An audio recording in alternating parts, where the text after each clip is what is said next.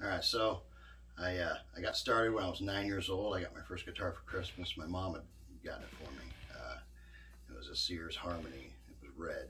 I tinkered on that for a while. It wasn't anything special. I really wanted a bass, but I ended up with a guitar, so I had to learn that instead. Yeah, so I tinkered around with that for a while, and then high school came around. I met a couple guys, and we put together a little bit of band, and ended up doing the freshman talent show. Oh. Yeah, we did the talent show.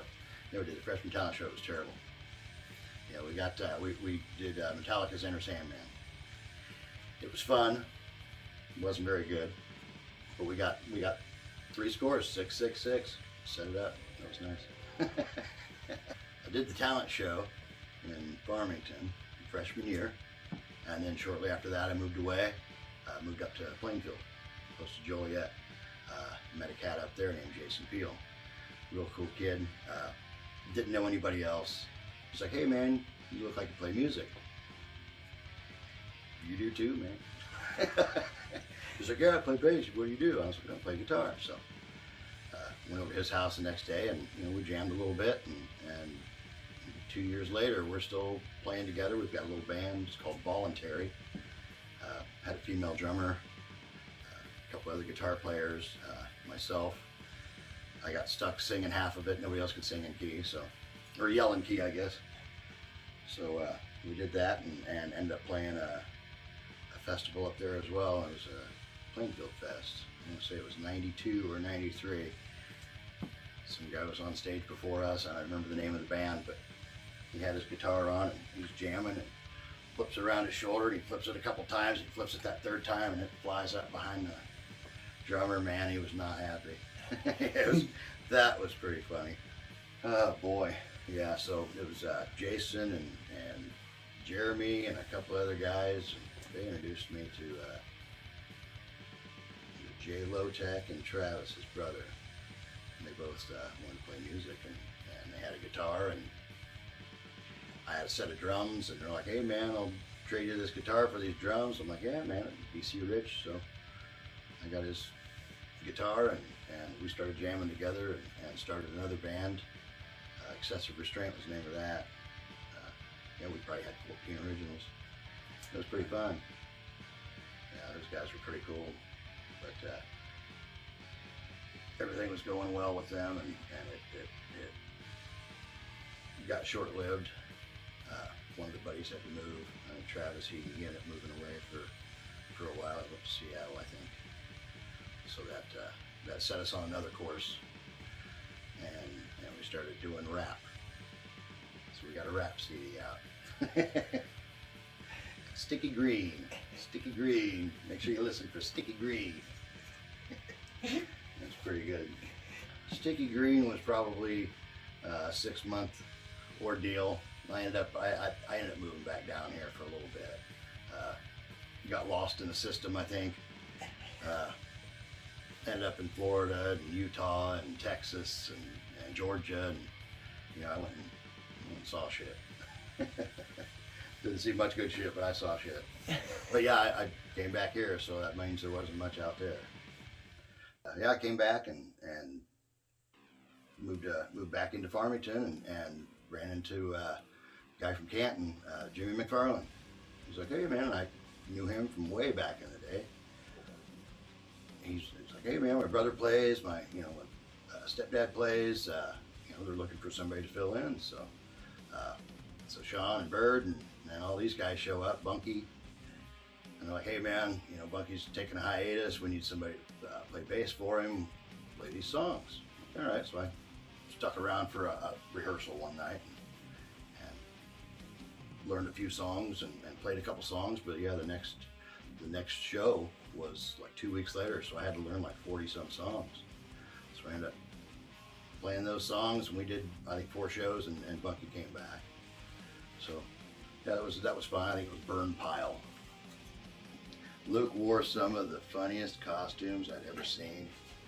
One night we played in Beacon, and he had green shorts on and orange leggings, or maybe it was reversed. Maybe he had orange shorts and green leggings, but he had these Christmas socks on, and I don't even know what the hell he was wearing, man. It was, yeah, he's a funny looking dude. But yeah, man, I mean, it was a good time. We played together for a little bit, and he ended up quitting on us on Christmas. We were playing down at Matanzas Beach, so we ended up getting Shocky and changed the name that night to Sifted. And we lived for 15 years.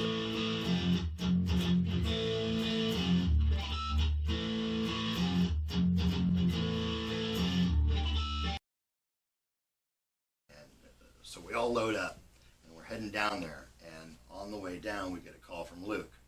Luke has quit the band. He is no longer coming. Now what the fuck we gonna do? We ain't got no singer, man. And I don't know these words, you know. And it's what it was, man. I sang 2 songs, and out of 45 songs, right? I'm not the singer. So, you know, we call Shocky up. And Shocky's like, yeah, I got a bass, because, you know, Scooby sang too, man. You know, and that was a plus, because he knew a lot of the stuff, and Bird had just got a microphone, and I didn't know where he was, because I barely knew these guys, you know. I played, 3 months with him, the first time, and then didn't see him for 6 months, and then start playing with him again. And so Luke quits, and we call Shocky. He shows up at Matanzas Beach, and we play a 4-hour set. I don't know how that worked, but it did. Yeah, we got through it. I think Shocky forgot his bass, and I don't remember who it was. He lived in Lewiston, and he went and got his fretless bass. So Shocky had a bass, and I ended up playing a couple bass songs that night, because I was the bass player. I wasn't the singer, but I had to sing half the night. Stuff that they knew, I just kind of mumbled the words, like mumbled in key. That's, that sounds great, man. That's the way it works.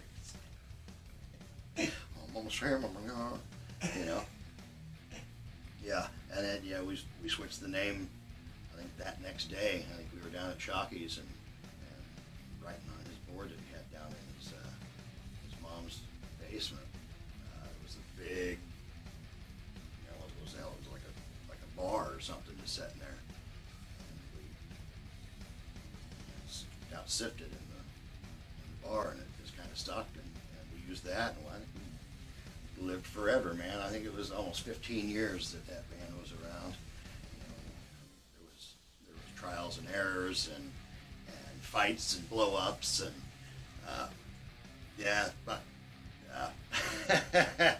oh yeah, me and Scoob got into it one night, and to this day I don't know what the fuck it was about.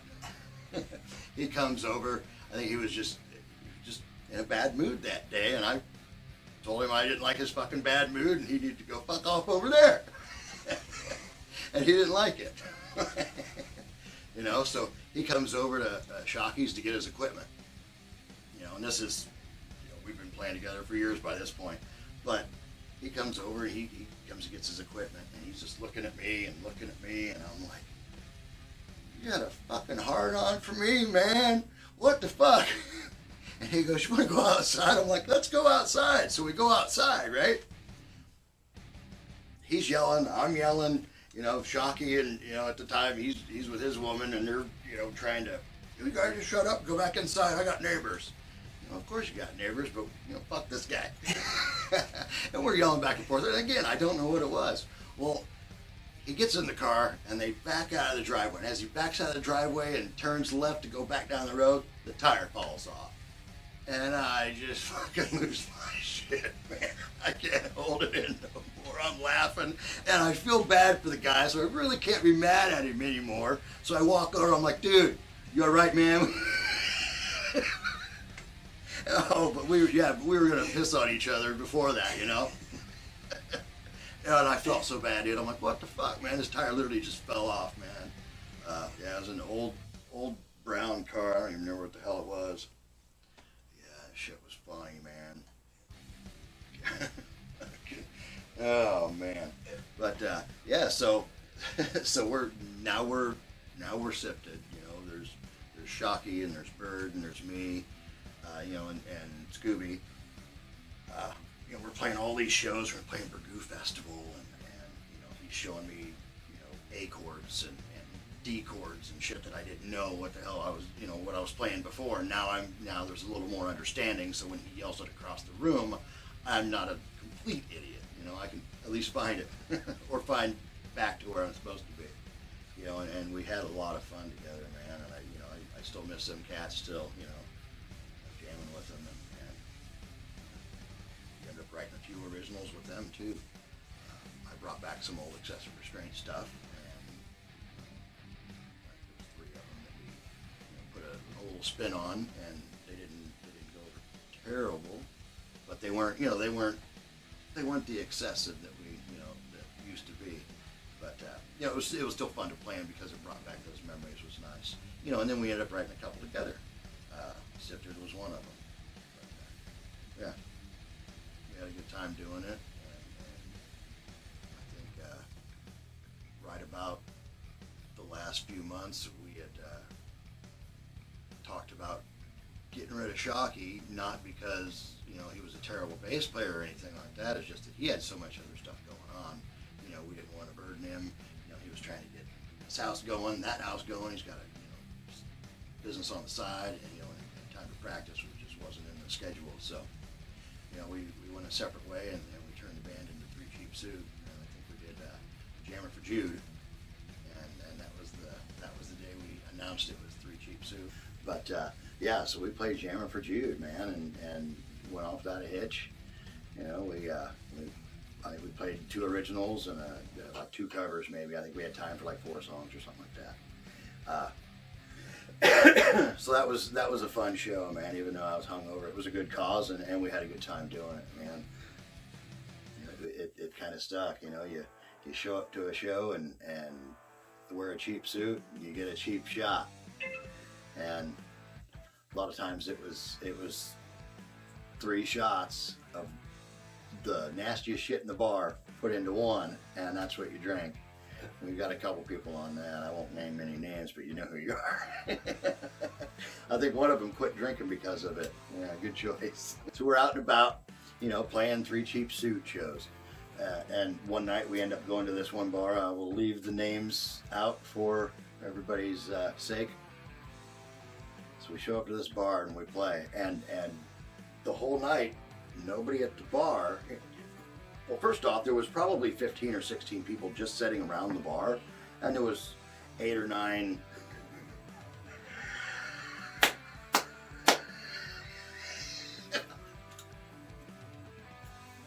oh man. So yeah, this bar, man, we show up, there's probably 15, 16 people sitting around the bar, and there's 8 or 9 tables, and there's a couple people at, a few of them. We start playing, and they don't know what to expect. I'm guessing they think we're going to be a country band, and we start playing, and everybody at the table just kind of looks at us, and their eyes get real big, and a couple to the left get up, and they walk right out the door. Everybody at the bar just stiffens up and stays at the bar.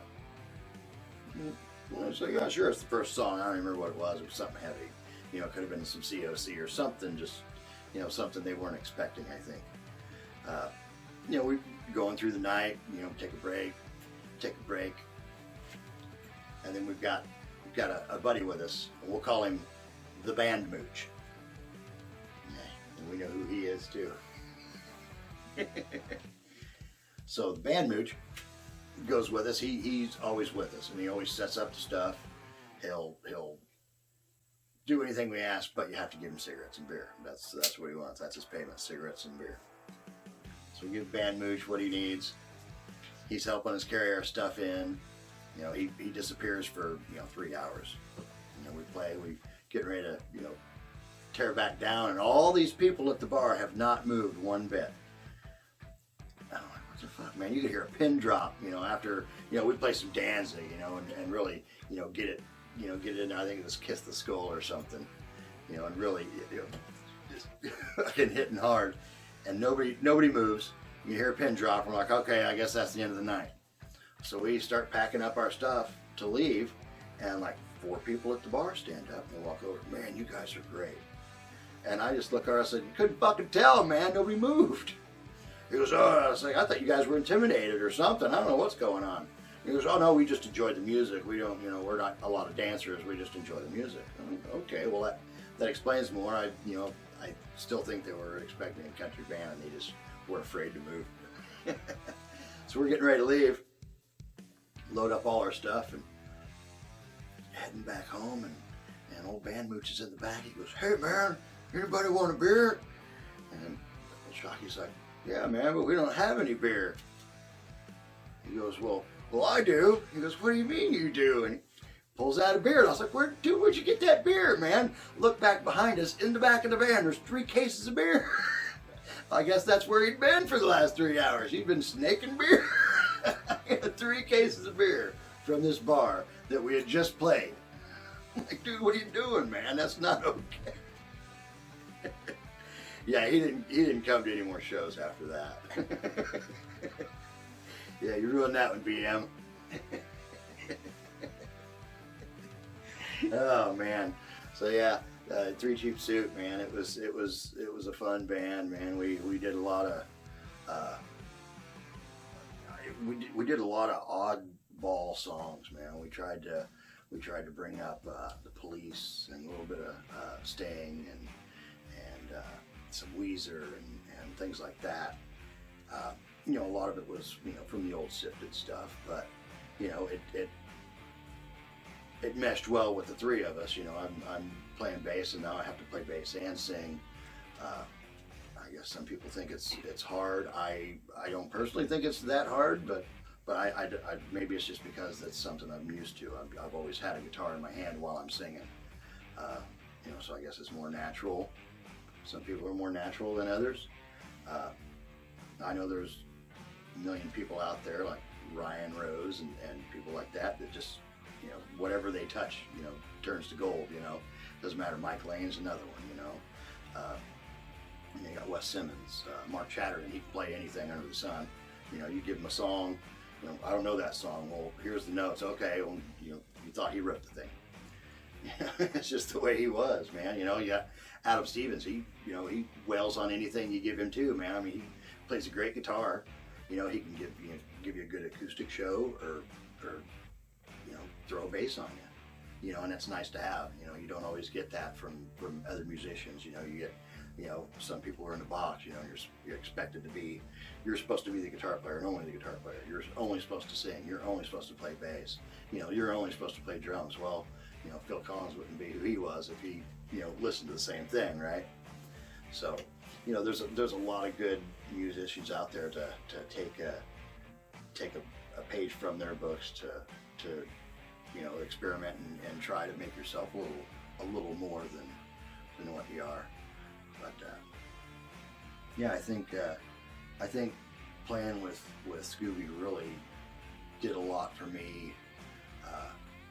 Whatever band we were in, whether it was band camp with Jason King when we started an open mic, or it was Sifted, or if it was 3 Cheap Suit, and as we were doing that, we started an open mic in Pekin, and it was Jason King and myself and Sean. Didn't really have a name. He's like, oh, we're going to call it band camp. Okay, well, we did that for a few months. A buddy of ours, Gino, he was helping us out, running sound and things like that. So I started meeting a couple other musicians that would come in. I met John Walters, Nathan Thomas, and some other guys like that. And I got a hold of John, and John played bass, and he was a great bass player. And he's like, man, I'm playing with this band called Flat Dog Thrifty. My buddy Jake, he's a great singer, songwriter. So we started playing music together, and we went from me just playing some songs with these guys that had already had an established band to John coming off the side and asking, hey, do you know a drummer? And the first person I could think of was Nathan Paul. He's like, yeah, man, I'll come over and jam with you for a little bit. So he shows up, and I'm like, man, I could sing, but I don't want to, man. I just want to play some guitar. So we're looking around, and and we've only been playing maybe 2-3 weeks together, and starting to go to karaoke where I was working. Uh, and this girl came up and she was singing, and she wasn't terrible. She green, didn't really sing a lot, real cool girl, and her name was Jolene. So I was like, Jolene, hey man, we're gonna make you a singer. She's like, what? And I was like, we're gonna make you a singer. She'd never never been on a stage before in her life, besides karaoke. So we started a little band, called it Muff Said. More cowbell. Yeah, so Muff Said, it's a brand new thing. We're gonna make her a singer. She's got the look, but does she have the voice? We don't really know, at this point. So we start to play a little bit, and things start meshing rather well. And now I'm getting introduced to these other guys through John, because he just knows everybody in the Pekin area, which is great, because I might be living out there, but I'm not playing any music anymore. I was playing with Sifted and Three Chief Suit, but we're on this hiatus. I'm gone for a couple of years, and now I'm in Pekin, and now I can find another outlet with different guys, which is great. So I meet Walters, and we're playing, Muff Said, and he's introducing me to these guys like Luke Kinsler. He's a great bass player, amazing artist. And Jake Uphoff, he was a great dude, and Nathan Thomas, and Nate Lehman, and I think Steve Barnes, and Cat he plays with. He was part of like Farm Hands and things. It was cool bands like that was fun. They were, it was all original stuff, 2 guitars and a bass, and just them, singing together and harmonizing and just having a good old time, man. And I got to meet a lot of those guys, and yeah, they were good dudes, and it helped see a different side of that music that I hadn't seen before, and Bob Marley was a big thing back in my day, and I'd never heard anybody, put any concepts like that together, except for, hey, yeah, I listened to Bob Marley. I know a lot of his songs. Nobody else gives a shit. And then you meet guys like, Jake Uphoff, and he's playing stuff in Flat Dog that, I hadn't heard before. Him and Derek Curlis, a great drummer. I even think he's left-handed, but he learned how to play right-handed. I'm not for sure how that is, but if it isn't, I apologize. It looks like that. Yeah, so I meet all these cool cats, and we're jamming Muff Said. And I think it was a Halloween show. We're going to play this other place I won't mention. So we're playing these shows. It was a great time. I believe one of Luke's bands that he was in at the time, all those guys came in. I think it was Grass, I believe. It was Grass that came around. And they came to the show, and we're all having a good old time. A couple rougher crowd came in, and I guess the people that were there with us didn't see eye to eye. So there was a lot of yelling and hollering and whatnot. But long story short, at the end of the night, as we're packing up, the singer isn't there and her microphone isn't there. She is outside and she is beating people as she's getting maced. But she's only doing that because somebody came after her and after her old man, and it was a tangled web, man. I think there was probably 7 or 8 people that got tased, and yeah, it was a firefight, that's for sure. Yeah, it went down, man. It went down. It's going down. Yeah, so Muff Said. Yeah, that's what she said.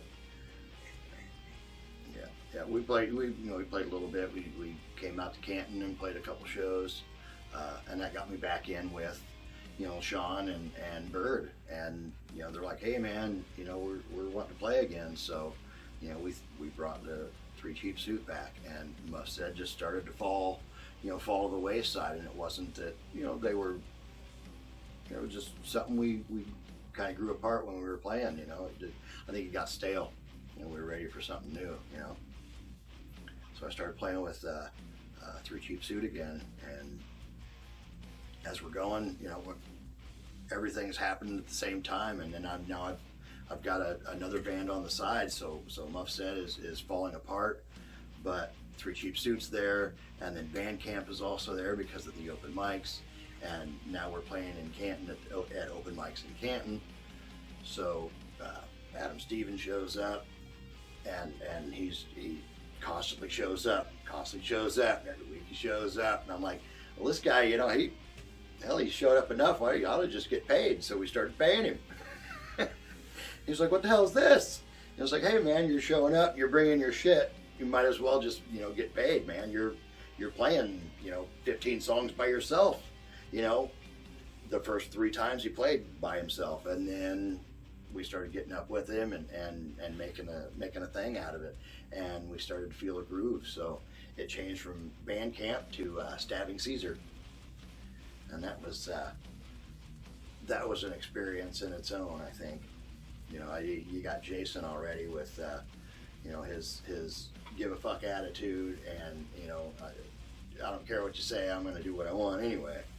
But with a good heart behind it, which is hard to do. Only he can do that. And then you got Sean again with kind of the same thing, but more in a laid back atmosphere. Kind of the quiet guy on the side until he's not. And Adam, he's full of a laugh anytime you look at him. He says something and you can't help but laugh. And then when he laughs, you laugh harder because he laughs. Yeah. And then me, I'm just the ugly one, that happens to be the fattest one, so nobody can pick on anybody else. They pick on me first. Hey, what's up, you tub of lard? Hey, fatty. Those things. Those were nice. Just to let you know. I felt it.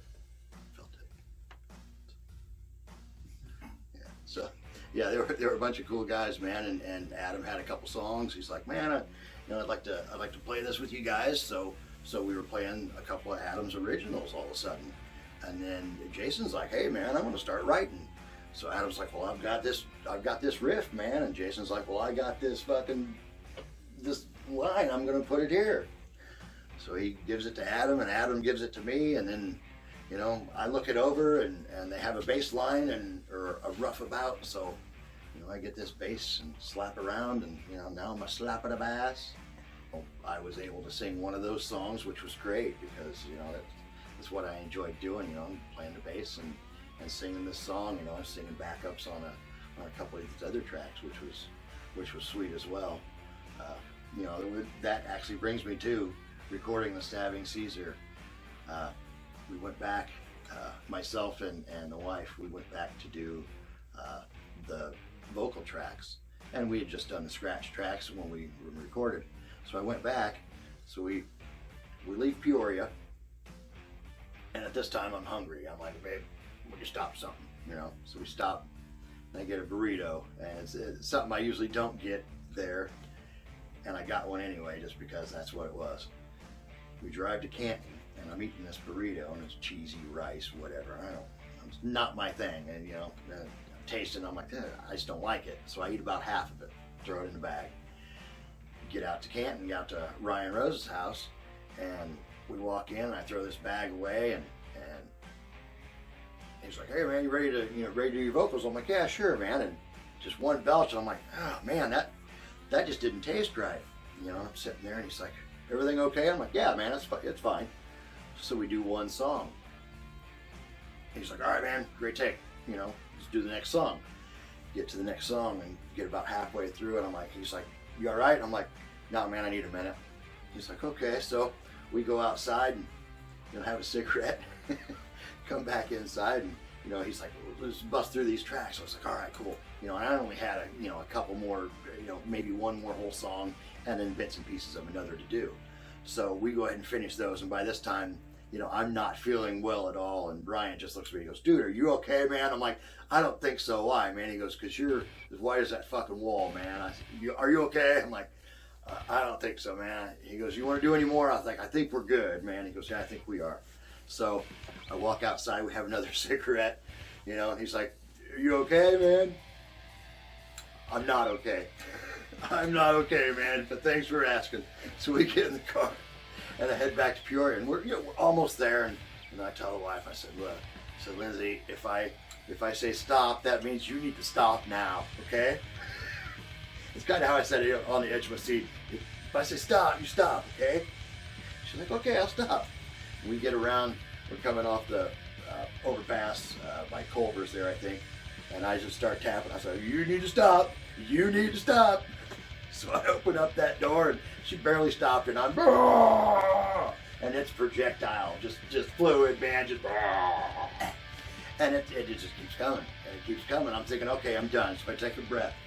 I'm like, all right, it's done. And she's like, oh my God, are you okay? I'm like, I think it's, and I turn, I'm not even done talking, and I just turn, and it's still coming out.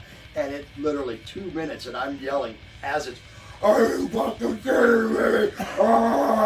And it's just coming out, man. And at this time, I can hear her snickering over my shoulder as my face is laying on the pavement, ass in the seat going, and she's laughing at me. So I set up, she kind of drags me, I set up, she goes, are you okay? I'm like, I think I am now. So I shut the door, and she takes off, and I look at her and I said, hop, you need to hurry home, babe. Oh man, we lost it. We lost it. Yeah, so she drives fucking 80 back to the house, man. Yeah, that was something else, man. Stabbing Caesar. Yeah, I'll always remember that recording session. So I've got 3 Cheap Suit. I've got Muff Said in the back burner. I've got Stabbing Caesar happening, and then right when I think, okay, I've got a full, I've got a full plate. Everything's good. I'm good right here. I can play almost every other weekend, or almost every weekend, at least every other weekend. Everything's looking good. Well, I start bartending, and as I'm bartending, just one night randomly, the gun show shows up, and they're playing outside, and halfway through the night, I hear, hey, this is Jimmy's last night. I'm like, what's going on? I didn't know he was leaving, man. It was like, oh yeah, he's going to retire. He's going to do something else, and follow his other paths. I'm like, that's perfect. Good for him. And Brad comes up, and he's like, hey man, he goes, would you be interested in playing some guitar for the gun show? I'm like, yeah, man, at least, give it a try. Why not? And I thought a little harder about it, and I'm like, you know what? I'm really comfortable with Scooby. I really mesh well together with Sean, man. I mean, we just had this connection all these years. I'm like, what do you guys think if I brought a second guitar player? I don't know, man. Who is it? I said, Scooby. Oh yeah, man, come on over. So we start jamming. Randy and myself and Brad and Kenny and it's the gun show, and it's the Generation 2 gun show. G2 we'll call it. Good, good group of guys, and it was one of those things that they had these songs that we knew. A lot of them I hadn't played before, and some of the music I hadn't heard before.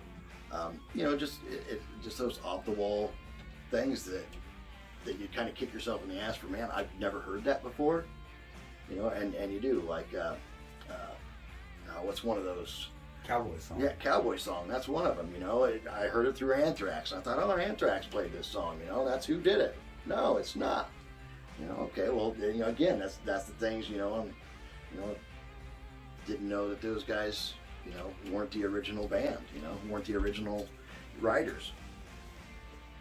So we're playing all these songs, and it's really, it's going well, and we're playing pretty regularly, I believe. Like there was one night, it's a huge show. I think we were in Kirk's Corner, I think, and it was just, there was so many people there that the front line, which was Randy, myself, and Brad, were literally standing next to the bar as we're playing, because there's so many people in there. We're like bellied up to the bar. And you can't move, and there's just 1,000 people there, and it was a great time. It was a great turnout, and that's A good group of guys, man. I enjoyed it. Enjoyed every bit of it. You know, we had a couple changes, you know, in lineup because Randy was singing and he was going to leave. You know, I didn't know exactly what was going on. You know, I was still, you know, one of the new guys in the crew. I didn't know for sure what was going on, and you know, Kenny and Sean and I had talked, and he's like, well, you know, Sean could sing. Well, I could sing a little bit. We could do something like that. Well, then Brad brings his buddy over, Eric Bell. He's like, hey man, I got this buddy that sings. I'll bring him over. And he said, Eric. I'm like, yeah, man. What's it gonna hurt? I don't know him because, again, I just moved from, you know, Joliet. You would think, you know, 2 years ago by the standards I was, you know, sitting in, you know, just I was set in this pocket with the same guys. Oh man, you know, and I'm rolling, you know, steady with Stabbing Caesar. Now we've got this CD down, and you know, waiting for it to, you know, get cut. And you know, I'm still, you know, working heavy with the gun show, and we're trying to learn new material, and you know, there's bumps in the road, but you know, we're working on it. And you know, right about the height of the gun show, you know, with Eric, you know, something happened to where you know, he was let go, and you know, I think to this day he thinks I was the one that let him go, but I didn't, man. I didn't, bro. Yeah, it was that was a fun night too, man. I mean, it started out great. You know, we were heavy, ready to go. Had sound. You know, everything sounded great. We were on point, and you know, we got through the first set, and it was, you know, it was hopping, and somebody decided to buy 4 screwdrivers for the band. None of us drank, man. I didn't. I was done drinking at the time, you know, and Scooby didn't. He didn't want that, and I don't think Kenny wanted a screwdriver. And Brad is like, man, I don't fucking get no screwdriver, man. So Eric, being the gentleman he was, decided to go ahead and drink those drinks. You know, they ain't gonna waste them. You know, it was yeah, it was fun. You know, and we had fun while we were doing it. But yeah, it turned out unexpected, and I think it was the third song of the second set. He's like, all right, we'll be right back. And I looked at him, I said, hey man, that's the third song. He goes, yeah, great third set. I said, no, it's the third song. And he said, it's the second set. I said, hey man, go sit down for a minute. He goes, it's like that. I'm like, it's not really like that, but yeah, man. You know, so we went ahead and finished the set, you know, and that's really all we wanted to do, was get through the set, and you know, and work on the next. And by the time I got off the stage, I don't know who had talked to him, but somebody told him that he was no longer in the band. I'm like, that's not my call. It wasn't my, you know, I was hired into the band as well, so that's not my call, man. I don't know what happened, you know. And again, bro, it wasn't me. You know, yeah, we had a good talk, and you know, he's a cool dude, man. I'd play with him any time of the week, man. You know, he's you know, great singer, you know, kindest guy, you know, man. You know, let me borrow a guitar for, you know, hell, probably over a year, man. You know, and it was a, you know, Gibson SG, great looking guitar, played great, you know. But it was just one of those things, you know. He trusted me enough to not fuck it up, and of course I'm not going to, and I hope he knows that that's just one of those things that, you know, I'd always play with him no matter what. You know, it's just one of them things, man. He's a good guy, and I hope the best for him, and you know, and what he's got going on now. You know, and so back to the gun show. You know, we're starting to, I believe, get stale on the same aspect of we're trying to learn new songs, and there's hiccups in the road. I don't really think that these other bands were interfering with it. I think it was just it itself was starting to implode. I don't think we were getting too comfortable with each other. It was more, I think it was the opposite. I think everybody was too comfortable with each other, and it sometimes felt like a chore to get practice. And I don't know. I think it kind of fell to the wayside, and everybody wanted to see something else happen. And well, at this time, everybody else had other bands to go to as well. So it wasn't, again, not really losing anything except for that, that congealed group. And and that's the thing with Peoria, man. It's so oversaturated with bands, and the reason that is just that these great players in this band are with these great players from this band, and now they have a band, and then they've done this 5 or 6 times. So now you've got 40 bands, but there's really only 9 people, man. And that's what it is, and it just feels like it's so oversaturated, and it really that it's not. It's just that there's so many off spins of different bands, and I think everybody's looking for that feel, to get back to that warmth, and that's kind of what I missed with Muff Said, So, I think with Gun Show taking its break there, it was a nice change to get a call from Walters, years after we've played, saying, "Hey man, would you like to get something back together?" Jolene had called me and wanted to know if you guys just wanted to do 1 or 2 shows.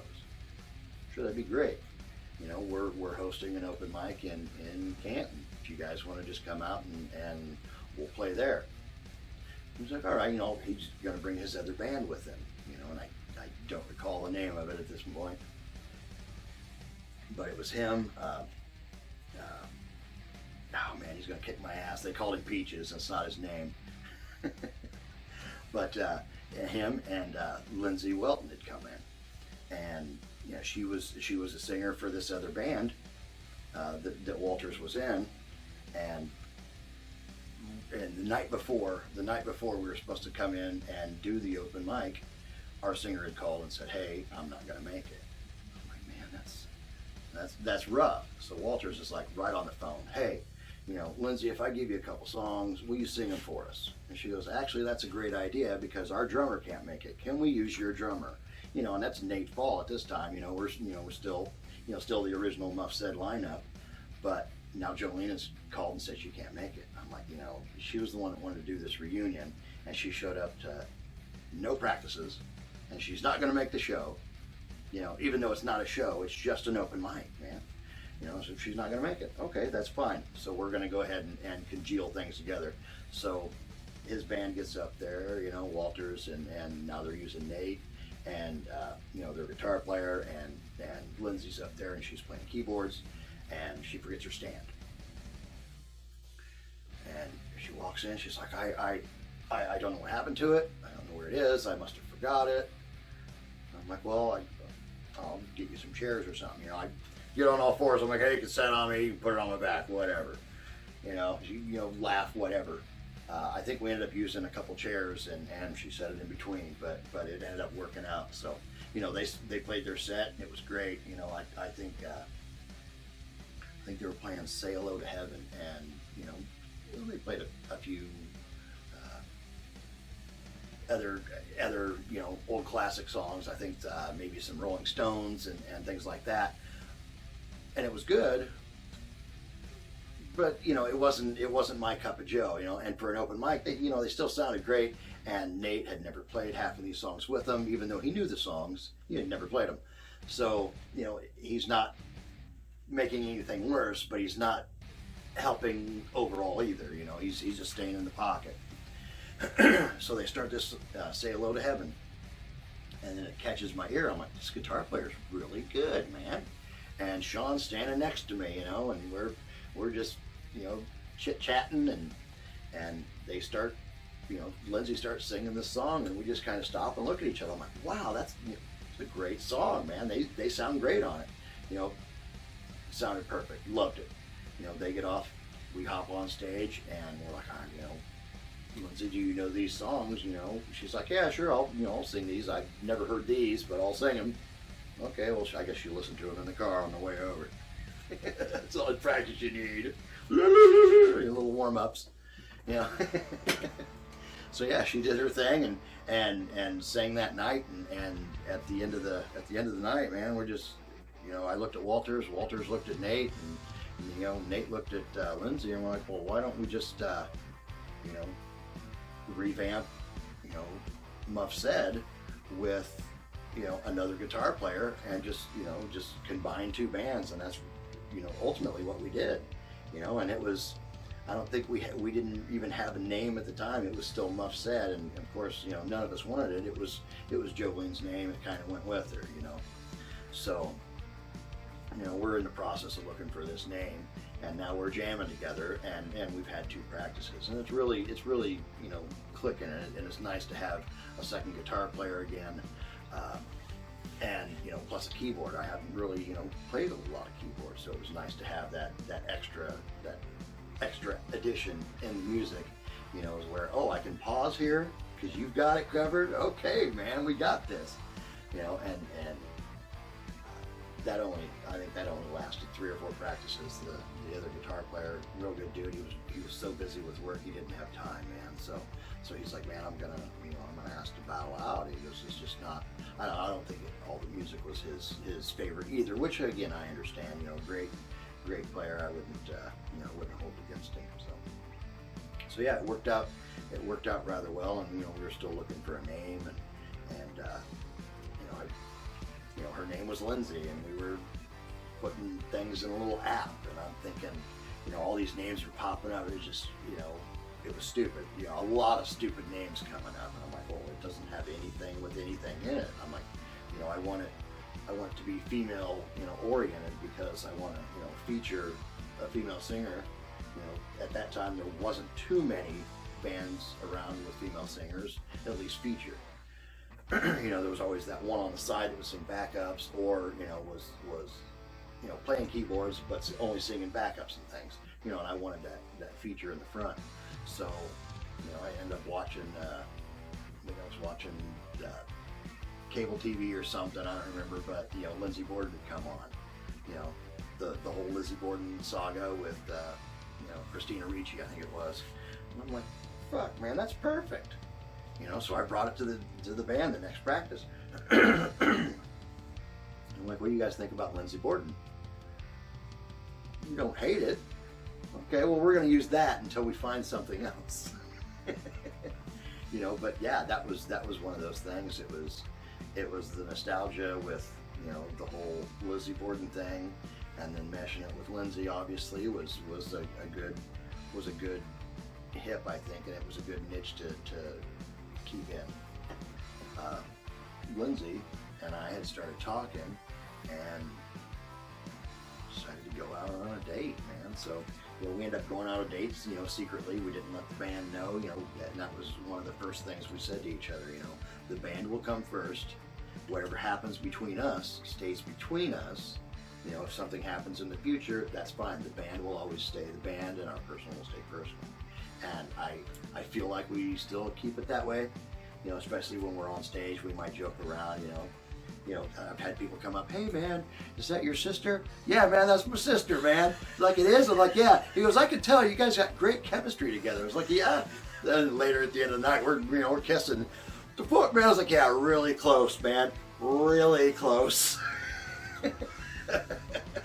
Yeah, she likes to use it too. Yeah, you know, in some of our first dates, man, I'd be talking to girls, you know, just at the open mics, and she would stand way back at the other end of the bar, and she'd flip open her pocket knife and just go, "I'll cut a bitch." And I'm trying to look this girl in the face and try to be serious and talk to her, and not, you know, and not break up laughing. You know, and a lot of times it was just somebody I knew, or a bar owner, or somebody else's girlfriend, you know, and somebody she knew, but it was just so funny. She, oh, baby, you're killing me, you know, and one thing led to another, and we ended up, you know, I asked her to marry me, man. We ended up getting married, and, you know, Adam officiated the wedding, and we headlined our own fucking wedding, which was great, you know, and Backstab and Betty, a big thanks to them. They came in and you know, pretty much, you know, co-headlined and played the other half of the night, man, which was great. I loved it. Yeah. You know, and at that same time, those guys from Joliet got back a hold of me, and they wanted to, you know, get things rolling again, and they'd already had another band set up. So I just kind of jumped right in with that, man. It was nice because all these other bands, at one point I had 5 bands, and then I was down to half of one. And now I've got, you know, 3 again, and now I can, you know, Static Caesar is one of those bands that'll always be with me. You know, whether we're playing now or whether we're playing in 5 years, it's still a part of me. I still feel like we are still a band. You know, whatever side of the fence somebody else is on, it doesn't matter. It's always in here. You know, it's words and music, man. Words and music. That's the way it's supposed to be. Words and music. You know, so those guys will always be in my heart, man. You know, Gun Show, those guys are great too, man. And yeah, I appreciate everybody that I've at least come across. You know, Dan Beeman, you know, Helmet. That dude's fucking great, man. You know, real down to earth guy, man. You know, I was able to sit and talk with him and Paige for a little bit, and you know, we had a good, you know, 10-15 minute conversation just about, you know, about music in general, and how, you know, how life has changed them from, you know, just, you know, playing in the studio to actually being on the road, and you know, all this other stuff came up now, and now they've got to get back on the road and do their thing, and yeah, so yeah, big, hopefully big things for Lindsey Borden in the future, you know, and yeah, I miss my brothers.